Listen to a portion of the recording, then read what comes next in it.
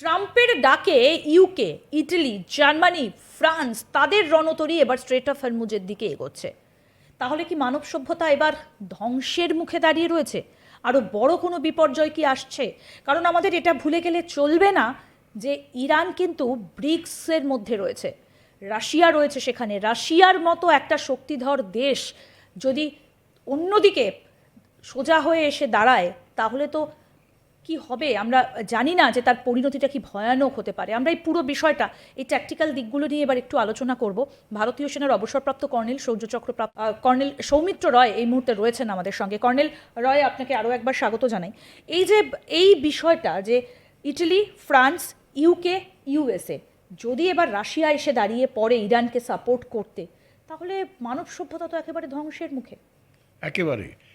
দেখো, এখন যেটা আমরা দেখতে পাচ্ছি যে ন্যাটোর মেজর কান্ট্রি যারা, তারা এখন বাই অ্যান্ড লার্জ আমেরিকাকে বলছে কি আমরা যুদ্ধ জাহাজ দিয়ে সাপোর্ট করব।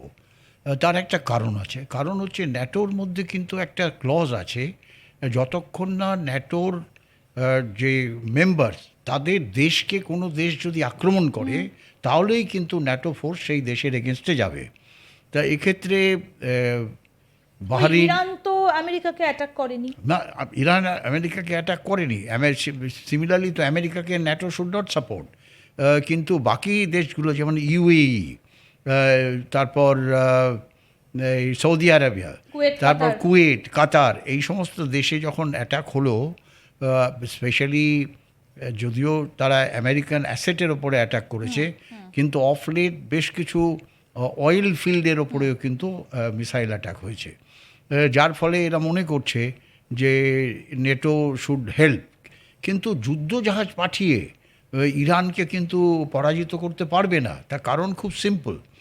আমি বলি, এই যুদ্ধ জাহাজ বা যেমন ইউএসএস আব্রাহাম লিঙ্কন, তারা আমরা দেখলাম এই যুদ্ধে এতদিন পর্যন্ত 20 দিনের যুদ্ধে they have been A failure. কেন আমি বলছি? যে তারা কিন্তু একটা ভাসমান platform with lot of weapon, arms, aircraft রয়েছে, কিন্তু ইরান যে ট্যাকটিক্সটা নিয়েছে, তারা এই প্রত্যেকটি যুদ্ধজাহাজকে পিন পয়েন্ট তাদের মিসাইল সিস্টেম দিয়ে স্ট্রাইক করেছে, ইনক্লুডিং হাইপারসনিক মিসাইল। তার মানে যুদ্ধজাহাজগুলো যে মানে যাকে বলে না কি ফ্লোটিং টার্গেট, তা এই যুদ্ধজাহাজ পাঠিয়ে কিন্তু ইরানকে এরা হাঁটাতে পারবে না বা হারাতে পারবে না। এটা একটা থ্রেট যে আমরা আসছি, আমরা সবাই তোমাকে ঘিরে রাখবো। যেটা America is a very difficult operation যদি করতে চায়।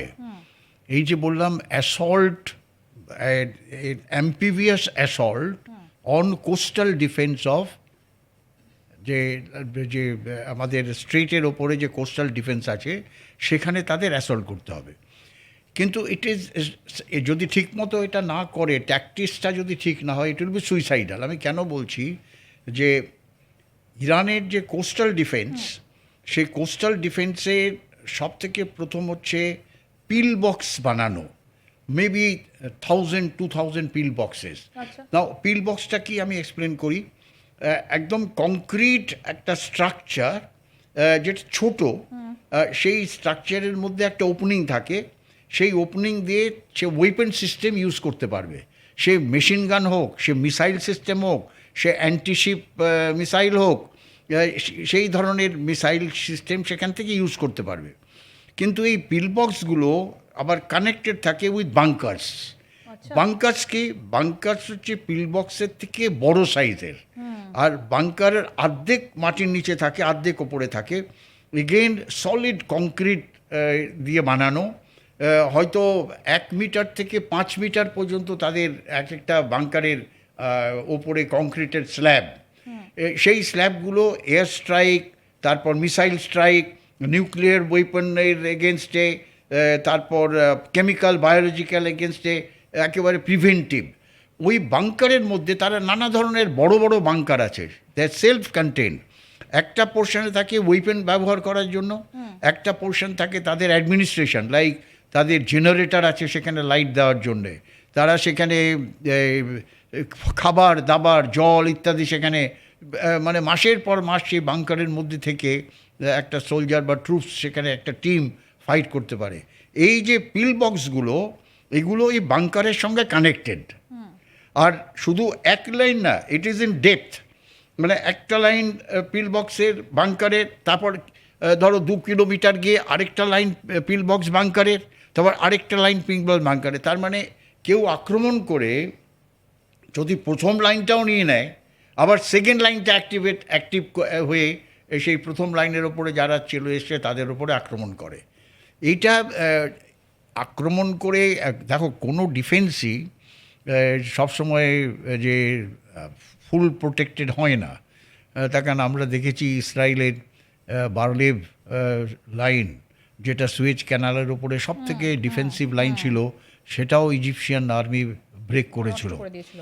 তা এই যে কোস্টাল ডিফেন্স যেটা ইরান করে রেখেছে, সেই কোস্টাল ডিফেন্সকে আমেরিকান এই যে যারা নেভাল কমান্ডোজ বা মেরিন, তারা এটাকে নিতে পারে মানে ব্রেক করতে পারে বাই মানে আপনি বলছেন গ্রাউন্ড অ্যাটাকে যদি যায় তাহলে এগুলোকে ওরা ব্রেক করে দেবে। গ্রাউন্ড অ্যাটাকে, ইট উইল বি, মানে ক্যাজুয়ালিটি প্রচুর হবে, কিন্তু ঠিকমতো যদি ট্যাকটিস ব্যবহার করে তাহলে এই ডিফেন্সকে ব্রেক করা একদম। যাবে। এই যে আপনি ট্যাকটিক্সগুলো নিয়ে কথা বলছেন, আমি এখানে একটা জিনিস জানতে চাইছি, ইরানের নিশানা কি করে এতটা নির্ভুল হচ্ছে যে ওরা পেন্টাগনের ওপরে ড্রোন পাঠিয়ে দিচ্ছে, সার্ভিলেন্স চলছে, ধরা যাচ্ছে না? তাহলে কি রাশিয়ার একটা প্রত্যক্ষ যোগ এবার সামনে এসে গেল কি? দেখো, এটা তো প্রথম থেকেই আমরা বলছি যে Russia and China, Russia and China যদিও বাইরে ডিসক্লোজ করছে না, কিন্তু they are giving all sort of not only tactical strategic help but all sort of technical help, even reinforcing of missiles and other things can't be ruled out. সেখানে Pentagon, আমি বলবো এবারে by and large has failed to understand, to know what is going to happen, কীভাবে যুদ্ধটা progress করবে। কিন্তু Russian তারা monitor করছে, তারা রাশিয়ান হেল্প ছাড়া, রাশিয়ান স্যাটেলাইট কমিউনিকেশন ছাড়া ইরানের পক্ষে এই ধরনের টার্গেটকে একেবারে নিশ্চিহ্ন করা বা হিট করা, সিমিলারলি যে সমুদ্রের মধ্যে যে জাহাজগুলো আসবে সেগুলোর উপরে স্ট্রাইক হবে যদি ইরান দেখে। একটা কথা বলুন, এই যে ইউএসএস জেরাল্ড ফোর্ট বা আব্রাহাম লিঙ্কন, এগুলো সরিয়ে নিল আমেরিকা কেন? এই কারণেই আমি বললাম যে সরিয়ে নিল, এই কারণে তারা আগে ভাবতে পারেনি যে they will be vulnerable to Iran's missile strike.